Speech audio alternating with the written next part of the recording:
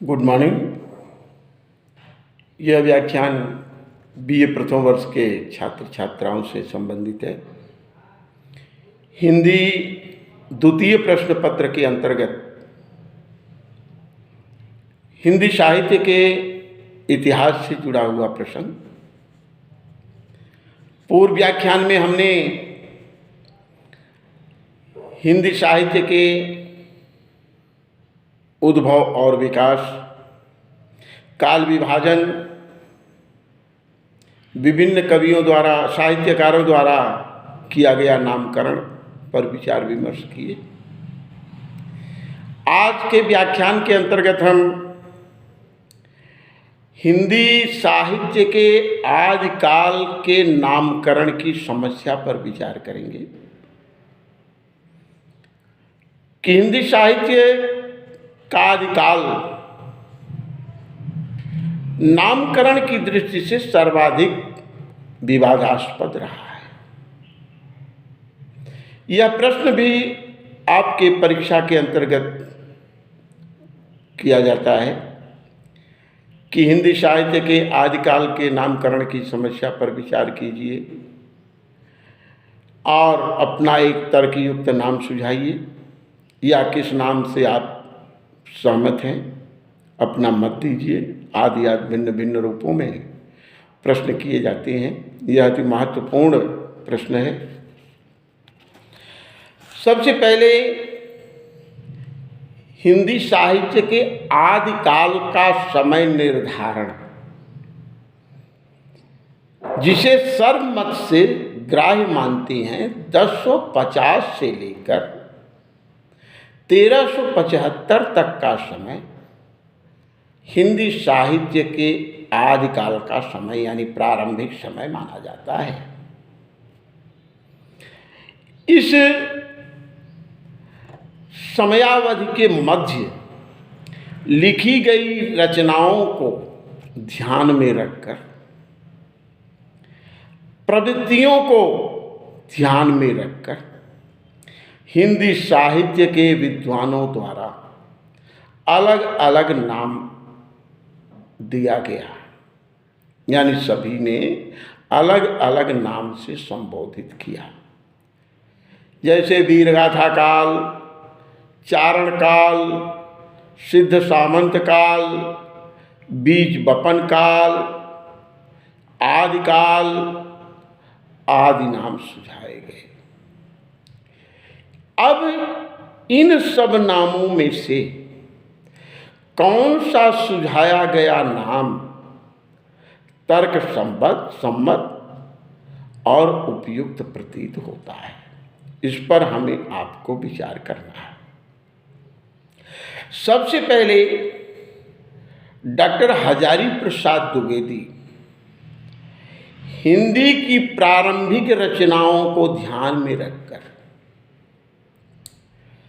चाहे भाषागत विशेषता रही हो, चाहे विषय वस्तुगत विशेषता रही हो, या वर्णन शैलीगत विशेषता रही हो, सबको ध्यान में रखते हुए, समाहित करते हुए डॉक्टर हजारी प्रसाद द्विवेदी ने प्रारंभिक रचनाओं को 1050 से लेकर 1375 के मध्य की रचनाओं को हिंदी की प्रारंभिक यानी आदिकालीन रचना माना है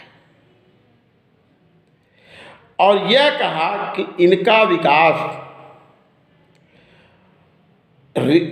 भक्तिकाल, रीतिकाल और आधुनिक काल में पूर्ण रूप से दिखाई देता है। चाहे भाषागत विशेषता रही हो, चाहे विषयगत, सभी दृष्टियों से आगामी हिंदी साहित्य को आगे बढ़ने के लिए आदिकालीन साहित्य पथ प्रदर्शक का कार्य किया है।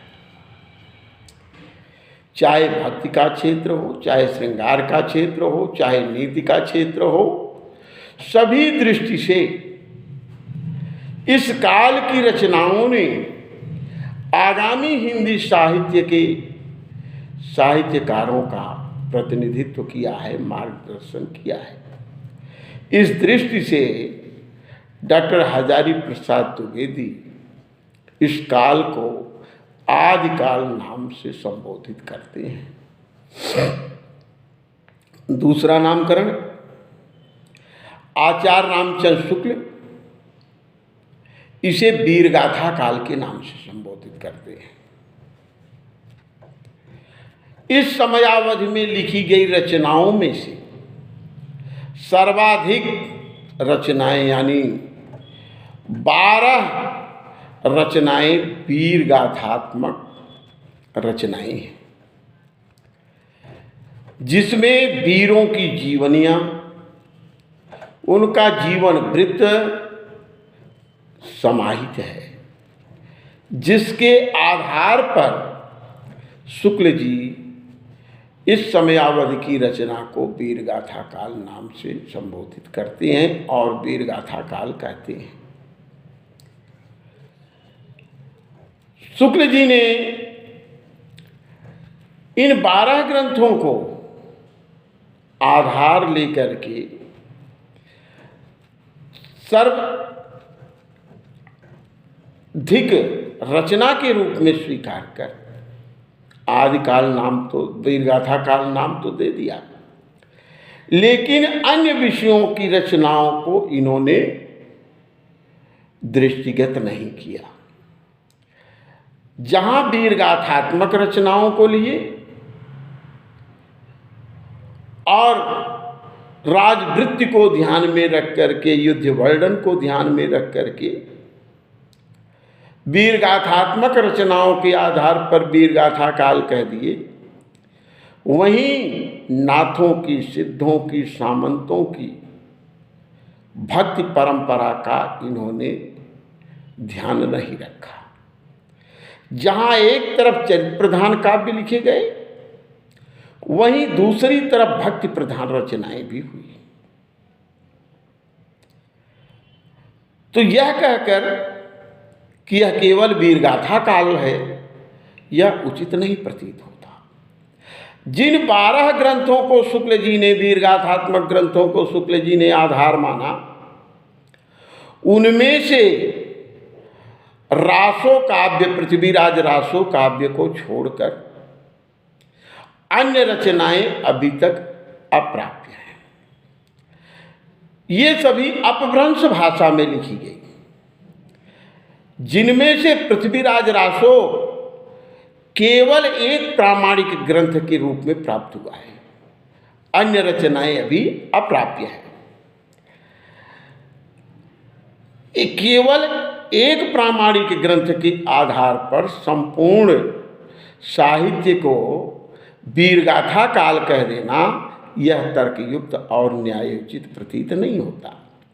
इनमें से अधिकांश रचनाएं अप्राप्य हैं और जो प्राप्त हैं वो पूर्ण रूप से प्रामाणिकता की दृष्टि से खरी नहीं है और लोक प्रतिनिधित्व करने वाली भक्ति प्रधान रचनाओं की उपेक्षा कर इस काल को वीरगाथा काल कह देना तर्कयुक्त प्रतीत नहीं होता। धन्यवाद। अगला व्याख्यान क्रमशः इसी नामकरण की दृष्टि से जुड़ा रहेगा। बहुत बहुत धन्यवाद।